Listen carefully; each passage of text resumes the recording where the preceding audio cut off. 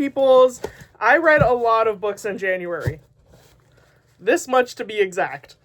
I read the entire Hunger Games series, but most of those I started in December, so I'm not counting them. And this one is the only one I'm counting because I finished it in the beginning days of January. So I'm going to give you a review of all the books I read, and I have my official ratings here in this journal that I use to keep track of my reading, my buying habits, my weight loss, a bunch of things. It's my daily journal. So we'll use those today, and I'll go through a lot of books with you. We have one nonfiction also here. We have some very low rated books in this season. It was not a good reading start of the year, but in some ways it really was. I think we had the worst and the best of the season today. So I'm going to be starting with the one I started December. I started Ballad of Songbirds and Snakes by Suzanne Collins. This is the prequel to the Hunger Games. It is in the perspective of Coriolanus Snow, and it is a rather long book. It's not terribly, but it's long enough that you're like, okay, we really need to get to a point here. I did annotate it. I annotated important plot points, deaths, lore, things like that, connections to the other books. And I found, although there was a considerable amount of lore, it was a lot of him eating and sleeping and a lot of him talking with his friends. And I definitely felt like Suzanne was trying to, I'm going to call you Suzanne. Mrs. Collins was trying to hit a word count. So this wasn't my favorite. I rated this one a 4.5 out of 10. Now, for those of you who don't know, I do rate my things on a scale of 1 to 10 instead of 1 to 5 because I believe it's more descriptive. However, if I had to give it a 5-star rating, I would rate this a 4.5 is honestly probably close to like a 2.75 out of 5 stars. 3 if I'm being very generous. So it wasn't my favorite book, and it's the one I started off the year with, but we moved on. We moved on to Sunrise on the Reaping, which was considerably better, although it didn't have as many, I guess, things going on in it. Hold on. Excuse. As usual, I'm burping. So this one I felt was good. I thought it was much like the original and Catching Fire. I liked the setup of it a little bit more. I felt with this one, the Hunger Games were so boring, so dull, and you didn't even see them half the time in the book. Like, Lucy Gray was barely mentioned. Like, every time she popped up, I was like, who the fuck is this girl again? This one was consistent. The only character I was not sure about was Lenore Dove. I felt like I just felt like her connection to the Covey was very loose. Like, I understood the Covey in Ballad of Songbirds and Snakes, but I felt like this one was just like oh yeah, by the way, we have to add the Covey in here to make it connect. All right.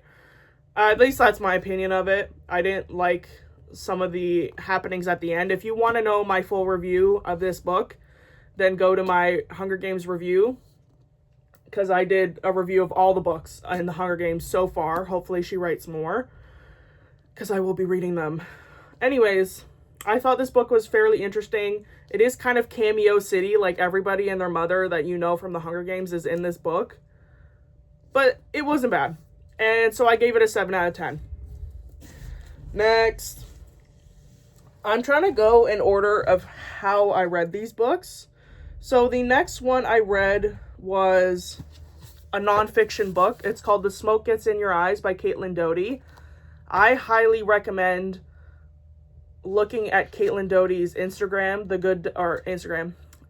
The Good Death, The Order of the Good Death, I think it's properly called.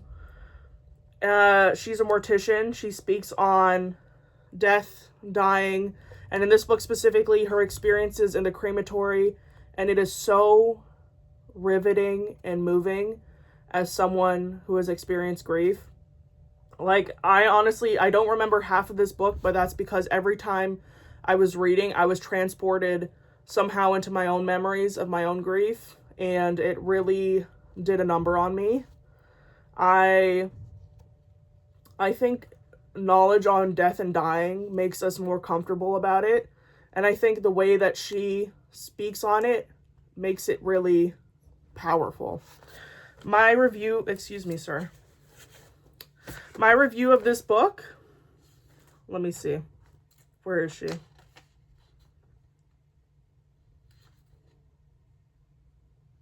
Was a 7 out of 10. Oh my god, I'm missing a book. I'm missing a book that I read. Okay, well, I don't know where she went. Oh, I think I put her in my donation pile. So that's how, anyways, yeah, read that book, please.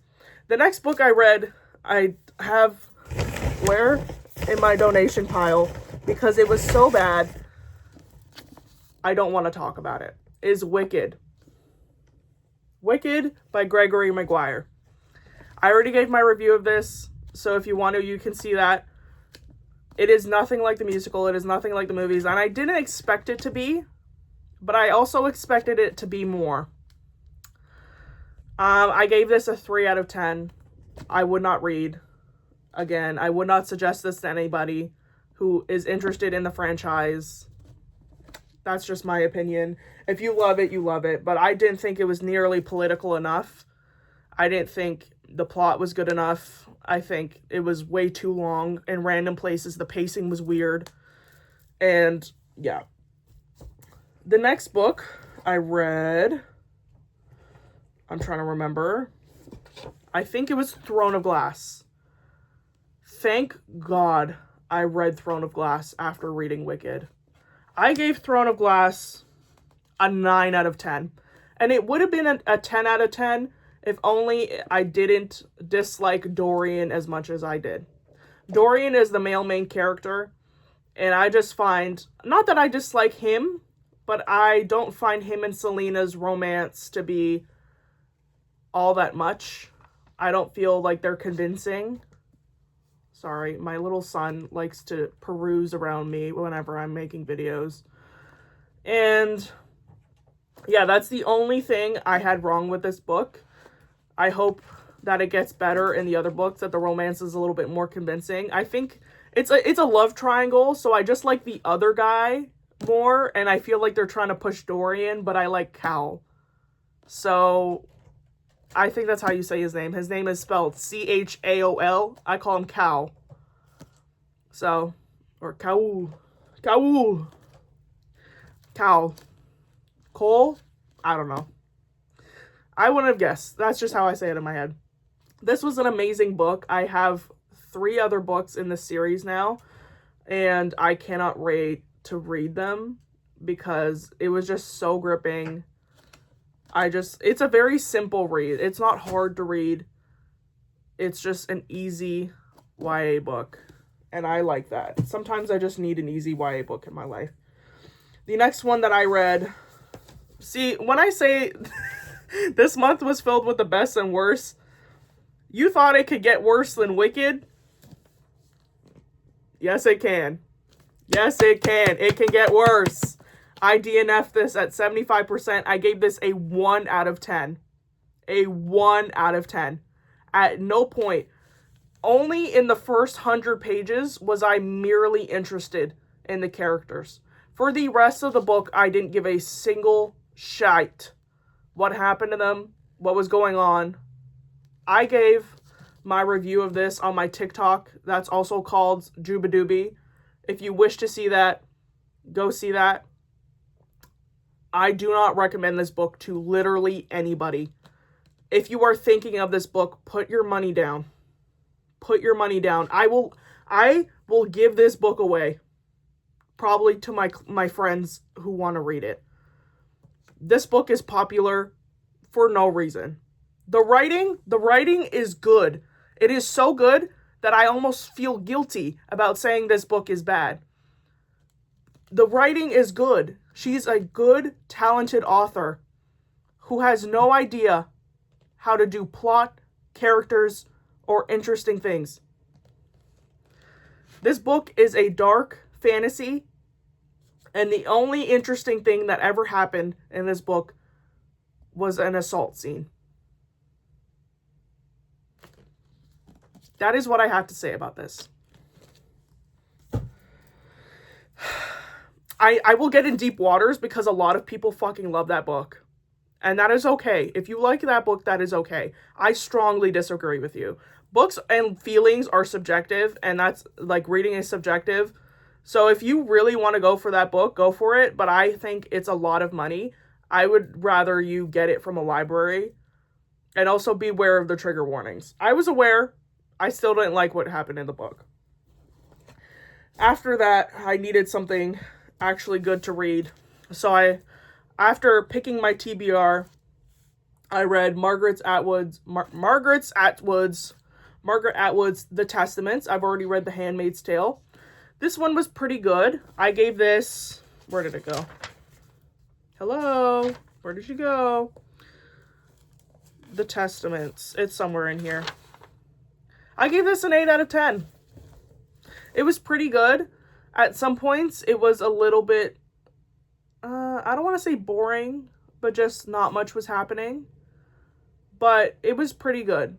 And I liked the role that Aunt Lydia played. Also, this book, it's really hard to tell the POVs and who is speaking. So that's one thing if you're going to read this book, is they do not hold your hand. They just assume that you know what's going on. So it's a very good book, and honestly, it's a need to read in the political climate of today. You need to read this book. You need to read, just like I'm reading All the Light We Cannot See, it doesn't matter if you're interested in it, you need to read this book. And you need to finish it, and then you need to sit and reflect on it. I, however, really love dystopias. I love the setting of this book. I love everything that happens in Sorry, I do not love everything that happens in Gilead. I just think it's such an interesting telling of what is to come of our society if we do not get our shit together. Stuff that happens in The Handmaid's Tale and that is happening in the Testaments is actively happening today. It is no longer a dystopia. It is literally just a biography. So it is scary. And that's why you need to read this book, because you need to know what happens. The next book I read was at the end of January, and I planned for it to go until the beginning of February, but it is such a short book that I read it in 2 days, and I honestly could have read it in 1, but I read it in 2, because I need reading breaks. This book is only 270 pages. I could have absolutely cleared that, but I gave this, Bird Box, by the way, I didn't even say what it was. I gave this one a 10 out of 10. I forgot I gave it a 10 out of 10. I gave Bird Box a 10 out of 10. I have no notes. I had no notes. I think they did everything well. I loved the movie. And while this was different from the movie, it was still good. I didn't have any issues about the characters or the pacing or the plot. I felt it's commentary on humanity. Its commentary on motherhood and families was very gripping. It was a great read. It was honestly a great read. I might reread this eventually. I recommend anyone who is slightly into, it's not even, I wouldn't call it horror.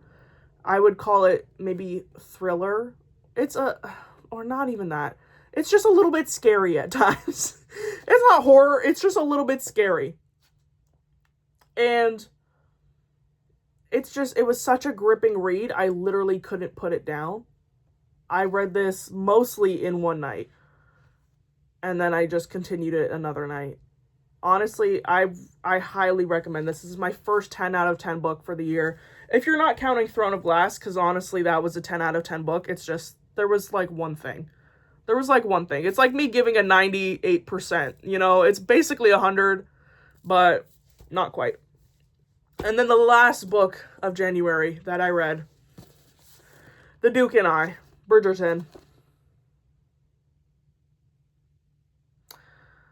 Now, I watched Bridgerton.